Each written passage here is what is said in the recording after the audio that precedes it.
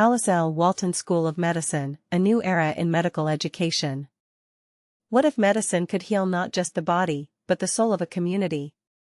The Alice Walton School of Medicine, AWSOM, in Bentonville is betting on that vision, and it's already sparking debates about the future of healthcare education. Opened in July 2024, this groundbreaking institution isn't just another medical school. It's a bold experiment in redefining how doctors are trained to address both individual and societal health challenges. But here's where it gets controversial. AWSOM is waiving tuition for its first 5 classes, a move that could either revolutionize access to medical education or raise questions about sustainability. Let's dive into the details and explore what makes this school a potential game-changer.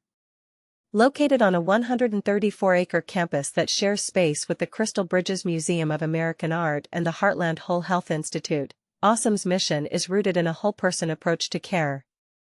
Philanthropist Alice Walton, who founded the school in 2021, drew inspiration from her own healthcare experiences to create a program that emphasizes preventive care, mental health, and social well-being. Dr. Sharmila Mukhija, the school's founding dean, calls this philosophy the heart of AWSOM. But this is the part most people miss. The school isn't just training doctors, it's training them to think differently about how healthcare is delivered, especially in underserved rural areas like Arkansas, where 15% of the inaugural class hails from a rural background. We know rural communities need doctors who understand their unique challenges, Mukhija explains. And if you're from a rural background, you're more likely to stay and serve. The campus itself is a testament to innovation. The 4-story, 154,000-square-foot building, designed by Polk Stanley Wilcox, features a 2-acre green roof, healing gardens, and a cantilevered brass-clad canopy that mimics Ozark Bluff shelters. Architect Wesley Walls describes it as a 21st-century sacred space where art, nature, and wellness converge. But how does a building that costs $47.28 million to construct impact the community?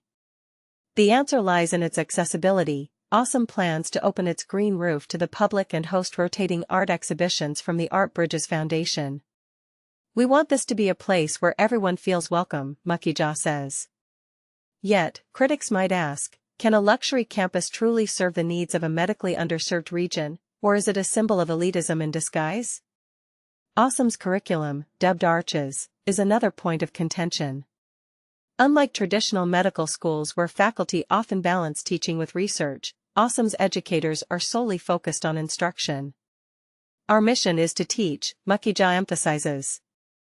We're not here to run labs or chase grants.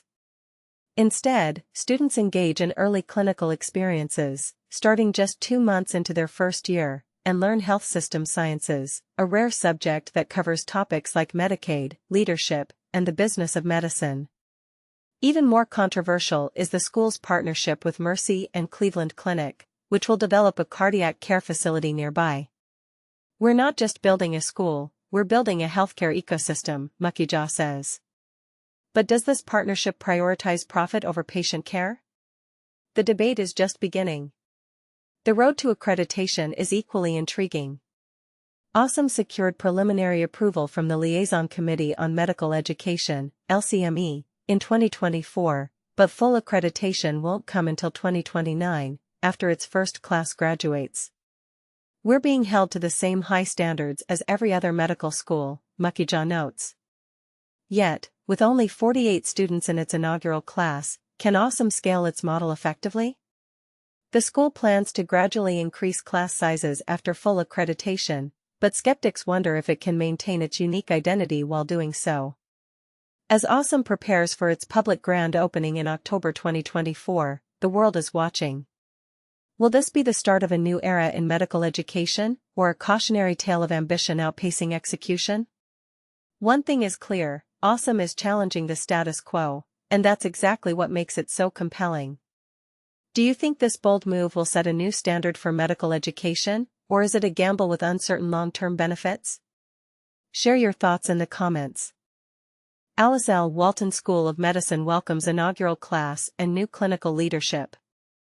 A new era in medical education begins. This week marks a significant milestone as the Alice Walton School of Medicine proudly welcomes its very first class of medical students, while simultaneously announcing the appointment of 3 key leaders to steer the school's clinical and research initiatives. The Alice Walton School of Medicine, a nonprofit institution offering a 4-year MD program, officially opened the doors to its expansive 154,000 square foot medical education facility on Monday. On this momentous day, 48 eager students stepped into the school for their inaugural classes. This impressive building is situated on the Crystal Bridges campus, right next to the renowned Crystal Bridges Museum of American Art and the Heartland Whole Health Institute. In addition to welcoming students, the school has introduced 3 new leaders in clinical affairs: Dr. Ed Childs, who will serve as the Senior Associate Dean of Clinical Affairs, Dr. Loretto Glynn, appointed as the Associate Dean of Clinical Affairs, and Dr. Jessica Atrio, who takes on the role of Associate Dean of Clinical Research. Dr. Sharmila Mukhija, the founding dean and CEO, expressed her enthusiasm, stating, "I am thrilled to welcome Drs. Childs, Glynn, and Atrio to our awesome team. Their extensive expertise will lay a robust foundation in clinical and research knowledge for our students, faculty, clinical partners, and the wider community." To provide some background, Dr. Childs previously held the position of professor and chair of the Department of Surgery at Morehouse School of Medicine. Dr. Glynn was most recently the director of pediatric surgery at NYU Langone Hospital, Long Island, while Dr. Atrio served as the vice chair of research in the Department of Obstetrics and Gynecology and Women's Health at Montefiore Health System. Founded in 2021 by the philanthropic efforts of Alice Walton, the school aims to revolutionize healthcare in Arkansas and beyond by integrating traditional medical education with the arts, humanities, and holistic health principles. Notably, tuition fees are waived for the first 5 classes of students, and the program is set to receive preliminary accreditation in 2024. The newly constructed building, designed by Polk Stanley Wilcox Architects, broke ground in 2023 and boasts a variety of teaching spaces, including a simulation center, anatomy lab, and makerspace. Additionally, it features wellness-oriented areas such as a gym, quiet room, and a rooftop park.